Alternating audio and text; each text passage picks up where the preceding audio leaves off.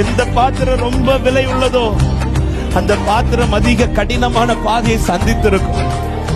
ஆமா, ஏன் ஆண்டவர் என்ன இப்படி போட்டு நடத்துறீங்கன்னா, ஆண்டவர் சொல்றார் எல்லாமே பாத்திரம், ஆனா நீ ஸ்பெஷலான பாத்திரம்.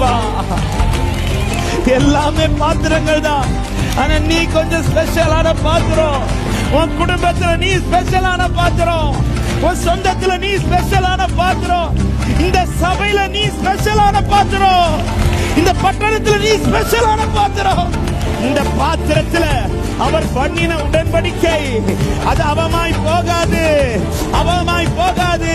திட்டமுடையவன் நீ, உடன்படிக்கை உடையவன் நீ, தாழ்ந்து போக மாட்டான். உன் ஆரம்பம் பலரால் தூக்கி வெளியில வைக்கப்பட்டதா இருக்கலாம், ஆனால் முடிவுல நீ வெளியில அல்ல, நீ இருக்க வேண்டிய ஸ்தானத்துல கர்த்தர் உன்னை கொண்டு வந்து இருத்துவான். நீ இருக்க வேண்டிய ஸ்தானத்துல கர்த்தர் இருத்துவான். ஆமே, காணவர் கல்யாண வீட்டுல அந்த 6 கச்சாடிய அவர் ஏற்கனவே திட்டம் பண்ணிட்டார். வீட்டுக்குள்ள வரும்போது திட்டம் பண்ணிட்டாரு. ஆமென். ஆரம்பம் முன்ன எல்லாரும் தூக்கி வெளியில வச்சதா இருக்கலாம், ஆனா திட்டம் நிறைவேறும் போது அதன் பிறகு நீ வெளியில போக மாட்ட, நீ வெளியில போக மாட்ட. உன்னை தேடி ஜனங்கள் வரும். உதிக்கிற உன் ஒளியினிடத்தில் ராஜாக்கள் நடந்து வருவார்கள். ஹalleluya.